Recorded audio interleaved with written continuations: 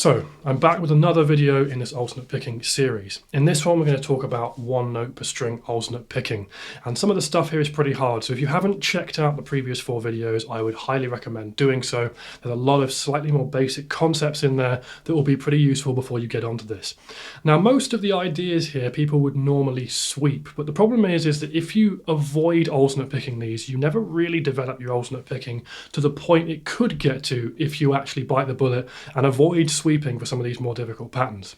We're talking a lot about arpeggios in this video, and trying to sweep pick arpeggios is normally the default for most players, but you can alternate pick these ideas, and in some contexts it's actually very hard to sweep them convincingly without the alternate picking background that you kind of need for some of the more complicated arpeggiated ideas.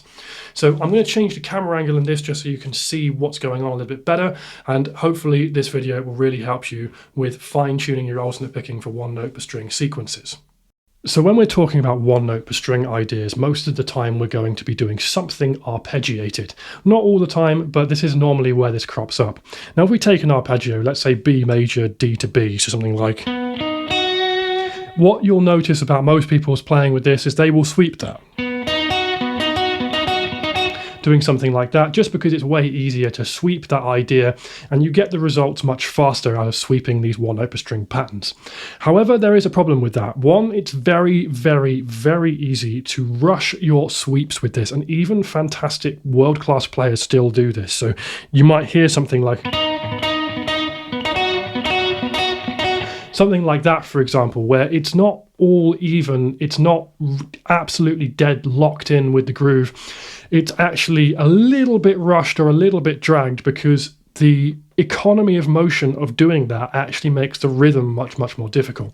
So if you want to play arpeggiated ideas and get them bang on a groove, this is actually not a good way of doing that, and it requires an incredible amount of practice with your sweeping to get that dead even. So it's not something I would necessarily recommend, particularly for shorter arpeggiated sequences, maybe things that don't involve a 2-octave arpeggio or something like that.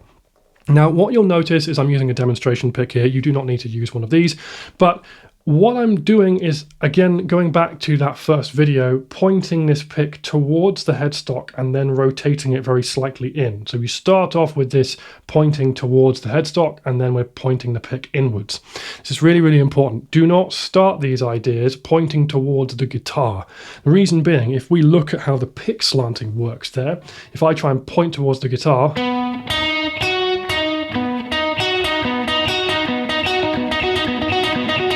you see how much work my hand sort of has to do, and I'm sort of defaulting automatically as I speed that up to starting to point that towards the headstock, otherwise the speed doesn't really happen. So you can kind of see, if I'm pointing towards the pickups here, I'm having to really get around each string like this, because the point of the pick is going quite deep in the strings. If I point it towards the headstock, I can get away with much, much shallower pick slanting angles. So yes, it doesn't sound as loud, and yes, it might sound a bit scratchy for now, but we can always adjust these things later. But you can kind of see the difference. My hand is not moving as much to make those pick slanting adjustments, as opposed to...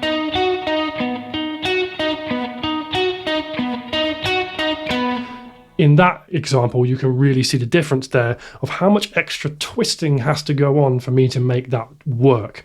Now, that might not be a problem at slow tempos. At high tempos, that is an absolute nightmare to deal with, and so you really want to make sure you are pointing that pick towards the headstock when you're trying these things. So that's the first exercise in this, is just take an arpeggio and pick up and down.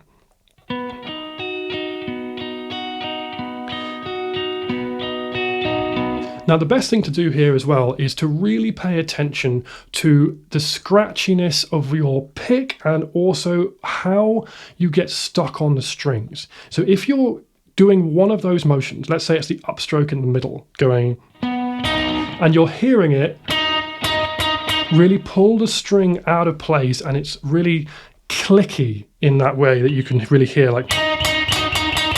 If you're hearing that when you're playing, it means you're forcing that string out the way, and you could probably do with adjusting your technique a little bit better to point towards the headstock and brush the pick over the top of the strings to start with.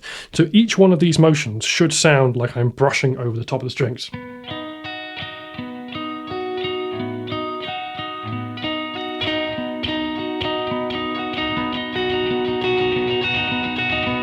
You kind of see what's going on there. Catching the A string because its pick is so fat, and it's really, really hard not to do that. But you get the idea. That is something that you should work on to start with. We don't want to hear this.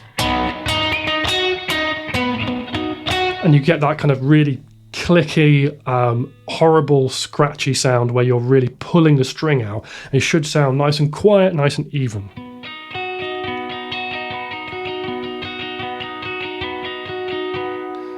Almost to the point where it just sounds like I'm scraping over the top of the string as opposed to really forcing through it. Now, this is a little bit better with an actual pick as opposed to the demonstration one, but it's kind of hard to see these. I use these Ultex Jazz 3s so that they're a bit transparent, which means they're terrible to film with, but that's kind of more what it's going to sound like.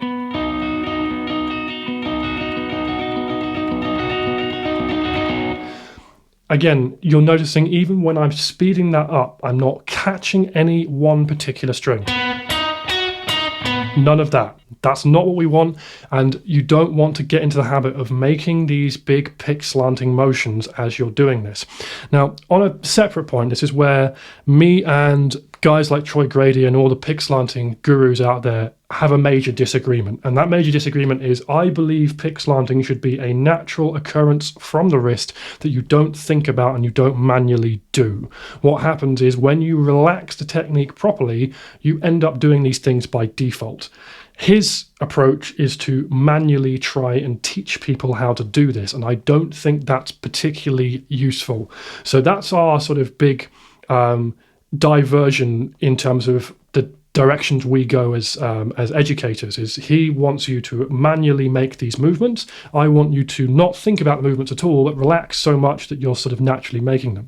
In that regard, the best way of doing this is to really slow it down and make sure that every single motion here is not twitching and I'm not trying really hard to do the pick slanting. I'm just trying to move to the next string and alternate pick it as a really relaxed motion. And you can kind of see, I don't feel like I'm pick slanting, but you can sort of see the curve of what's going on there as I'm doing it from the wrist. I'm not deliberately turning like this and trying to really force that, but I am naturally starting to do it just by keeping the technique super relaxed. So again, freeing up this wrist and freeing up the technique and relaxing the technique is actually what gets you to this pick slanting idea as opposed to manually trying to do it. Now, the next exercise with this would be to do groups of three. Again, groups of three being fantastic because they reverse the pick slant. So do something like this.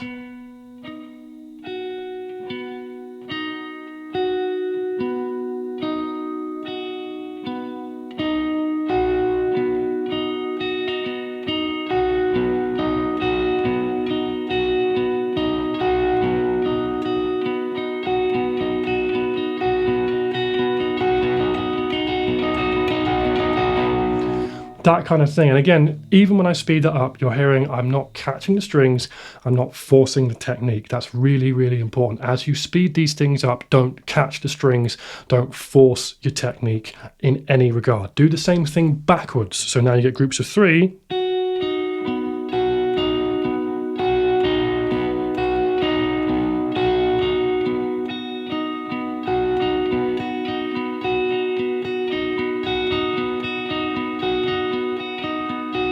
That way. And it's exactly the same thing. You're just picking an arpeggio and you're trying to go through that arpeggio. Now you can come up with your own groupings here. You can do, groupings of 5 if you want to. You can do things like something like that, for example, will be a group of 5. So then we go.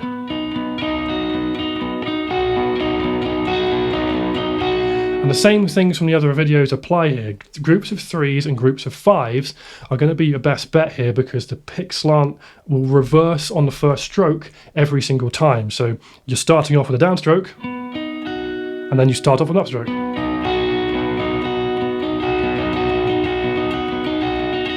So you're practicing both permutations of that particular technique, and that really gets you the results quicker than practicing the even techniques there by doing 4 notes or 6 notes. So just bear in mind that 3s and 5s are always going to be superior. They're going to be slightly more difficult, but they will get you faster results with these kind of things. So that's one of the things to really try and work on with your technique, is taking any arpeggio. It doesn't have to be B major there, that's just an arbitrary example. But if I take another inversion of B major, let's say G to E, that has to be as comfortable, and I have to have exactly the same thing from A to G if I'm doing.